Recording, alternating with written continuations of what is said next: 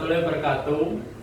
Kami dari kelompok 4. Di sini kita sedang berada di SLB Budi Mulyo dan kita akan melakukan wawancara kepada guru tunarungu. Assalamualaikum warahmatullahi wabarakatuh. Waalaikumsalam warahmatullahi wabarakatuh. Kami dari mahasiswa UPK semester 6. Kami dari kelompok 4 mata kuliah penanganan anak berkebutuhan khusus. Maksud kami di sini ingin mewawancarai Bu Peggy selaku guru atau pendidik dari anak berkebutuhan khusus. Khususnya yang ingin kami wawancarai di sini adalah anak dengan gangguan pendengaran. Jadi kami di sini nanti akan menanyai beberapa pertanyaan kepada Bu Peggy, mulai dari aspek kognitif, keterampilan sosial, komunikasi, dan kehidupan sehari-hari dari siswa tersebut.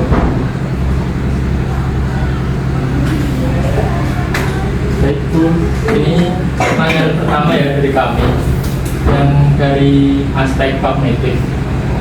Yang pertama itu bagaimana sih kemampuan anak dalam menyelesaikan tugas dan diberikan sampai selesai? Oh, kalau izin menjawab ya Mas. Jadi kalau anak tunarungu itu untuk menyelesaikan tugas yang diberikan itu sangatlah bagus, apalagi dari kelas ini kan kelas tunarungu yang besar ya. Nah, tunarungu sendiri itu mempunyai kemandirian yang bagus, beda dengan difabel lainnya.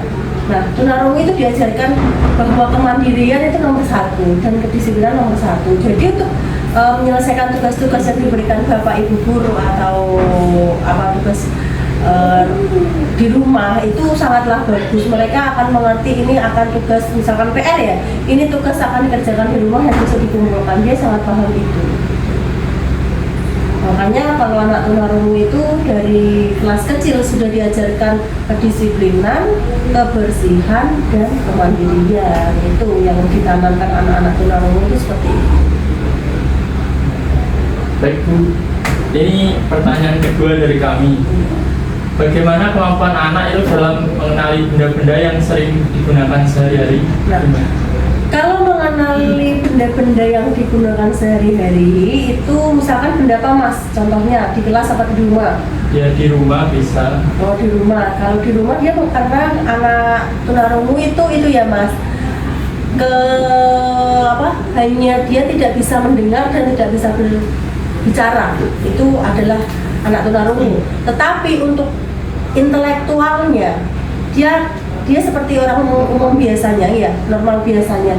Jadi mengenali benda-benda itu menggunakan bahasa isyarat. Jadi misalkan benda apa ya, misalkan contohnya ini benda apa? Ini apa? Apa? Ini namanya apa? Namanya apa? Pulpen. Nah, kita mengajarkan seperti ini Mas, karena Restu ini agak terlambat sih untuk vokasinya itu agak terlambat. Jadi untuk mengenalkan ini misalkan benda-benda yang ada di sini kita juga sudah mengajarkan dari kelas kecil. Jadi kelas besar mah udah harus tahu kalau di sini Mas. Jadi misalkan ini apa tak tunjuk itu dia udah tahu. Jadi kalau tunarungu itu mungkin kalau untuk pemahamannya apa itu normal yang cuma dia menggunakan bahasa isyarat, dia tidak bisa mengucap nah itu apa namanya pulpen. Tapi kalau yang bisa misalkan ini tidak masuk orangnya vokasinya sudah bagus, dia bisa mengucap di luar nah seperti itu, tapi tidak jelas karena memang hambatannya kan seperti itu. tidak paham Mampu lah pokoknya. Kalau di sini tuh berarti ini kelas mandiri, di sini kelas mandiri, ini kelas besar soalnya gitu. Kalau kelas kecil ya baru kelas 1 sampai kelas 5 SD itu. Jadi untuk penyesuaiannya masih beda dengan anak-anak besar seperti ini. Ini kan SMA kelas 2, ini SMP kelas 2, ini kelas 1, ini kelas 2 SMP. Itu sih kalau nggak keluar. Lalu Bu, pada aspek keterampilan sosial, bagaimana sikap anak saat bermain bersama teman seusianya? Ya, kalau di sekolahan dia itu sangat excited mas untuk sama sosialnya itu sangat bagus anak tunarungu itu. Kalau misalkan ada anak-anak baru, misalkan ketemu orang baru seperti jenengan ini orang baru ya, dia itu sangat welcome gitu loh, sangat bagus dia. Apalagi kalau disapa, dia sangat bagus sekali ya, menerima bagus sekali itu sosialnya. Terus kalau bermain di sini juga bagus, sangat bagus. Apa namanya sosialnya sama teman-temannya. Lalu bagaimana respon anak ketika diajak bekerja sama dalam permainan kelompok? Nah, kembali lagi kalau anak tunarungu kan menggunakan isyarat. Jadi untuk itu yang menggunakan isyarat dalam kelompok, misalkan kayak olahraga itu kan pembelajarannya di luar sekolah ya mas, di luar lingkungan, di luar kelas. Jadi kan banyak kelompok yang permainan-permainan. Ya, tapi itu kita kelompokkan tunarungu. Tunarungu. Jadi kami juga dari guru-guru juga sangatlah itulah kayak nandang gitu loh mas, karena anak tunarungu kan beda ya kemampuannya sama anak tunagrahita. Tunagrahita itu kan sangat lambat, misalkan untuk mengerjakan satu kegiatan atau suatu kelompok itu sangat lambat, beda dengan anak tunarungu dia kan cepat. Makanya kalau ada kegiatan misalnya kemah di kita kan juga ada kemah ya, kemah itu kita dikelompokkan anak tunarungu. Jadi saingannya itu loh mas, anak tunarungu sama tunarungu. Kalau tunarungu dikasih anak kereta bisa menang tunarungu kan gitu, karena intelektualnya anak tunarungu sangatlah bagus seperti anak tunarungu. Kembali lagi seperti itu. Kalau dari aspek komunikasi untuk anak tunarungu itu kan tadi kalau komunikasi dengan orang lain itu kan terbatas. Jadi bagaimana sih Bu anak itu biasanya menunjukkan kebutuhan atau keinginannya itu kepada orang lain? Nah, biasanya anak tunarungu itu kalau keluar kan didampingi sama orang tuanya. Kalau di sekolah kan ada kegiatan di sekolah kan didampingi gurunya. Jadi kalau gurunya menjadi translate gitu. Misalkan diajak komunikasi orang, misalkan mau makan, mau apa, dia menggunakan isyarat. Kalau anak tunarungu yang seperti ini kan isyaratnya itu semampunya dia, meskipun di sini diajarkan menggunakan isyarat CB. Kan di sini ada ya mas namanya isyarat itu CB. Kita menggunakan CB, ada basic ada CB, tapi untuk pembelajaran kurikulum ini menggunakan CB, isyarat CB. Gitu. Jadi ya misalkan guru ini kemarin ajak lomba mas, dia pengen berikan guru, dia menggunakan isyarat ibu, ini kan ibu, ini kan bapak. Karena apa? Ini ibu, ini bapak kan beli kumis. Nah, gitu. Ibu beli es di mana? Saya haus gitu, minum gitu. Ini seperti itu isyarat gitu. Tak tunjukkan itu nanti di situ terus belok kanan ya. Jadi saya juga memberitahunya juga pakai isyarat terus ditunjukkan ke arahnya gitu menggunakan isyarat sama saja. Yang sederhana yang dia bisa mengerti seperti itu. Bagaimana sih kemampuan anak itu dalam mempertahankan komunikasi dengan lawan bicara? Lawan bicaranya ya biasanya ini kalau komunikasi ini sama ini kan kalau anak tunarungu sama tunarungu dia itu paham mas apa yang di itu, tapi kalau anak tunagrahita ya beda gitu. Selanjutnya itu bagaimana kemampuan anak tunarungu itu dalam mempertahankan komunikasi dengan lawan bicara? Nah, kalau anak tunarungu ya mas, untuk mempertahankan komunikasi biasanya jenengan orang awam ya mesti jarang ketemu anak-anak tunarungu. Jenengan akan ketawa dengan dia berkomunikasi dengan teman-teman sebayanya seperti ini, jenengan pasti ketawa. Karena apa? Yang jenengan maksud A, tapi yang dia itu B gitu loh. Jadi dia tapi mampu mas, komunikasi seperti ini mampu. Misalkan ya, kamu bilang restu hari Rabu ke rumah guru. Coba ngomong. Hari Rabu. Nah ya seperti itu komunikasinya. Iya.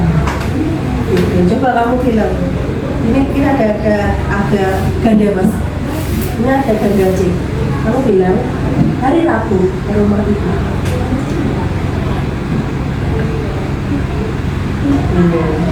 beda kan? Karena ini ada kondenya, iya, sebenarnya beda ini. Berarti ini bukan tunarungu pure. Nah, ini ada bandanya. Kalau ini mungkin ada sedikit dari apa itu vokalnya kurangnya ini. Nah, tapi untuk komunikasinya bagus. Lebih itu saya tak contohkan. Ya, suka sama ini datang ke sini. Baik. Ya, Berapa? ya, ini namanya siapa? Baik. Berapa? Nggak tahu. Ya. Coba kenalan nama.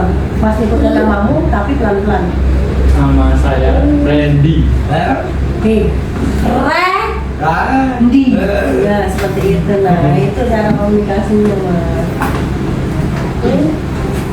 Ada lagi? Ada lagi. Iya. Selanjutnya itu dari aspek aktivitas kehidupan sehari-hari. Jadi pertama itu bagaimana kemampuan anak dalam mengikuti rutinitas harian secara mandiri. Nah kembali lagi tadi pertanyaan tadi kan ada gimana sih kemandiriannya. Nah anak tunarungu sangat mandiri, makanya untuk makan, untuk dia di kelas, di sekolahan menggunakan sepatu, mengikuti ekstrakurikuler membatik. Ini loh mas, batik ini yang bikin anak tunarungu.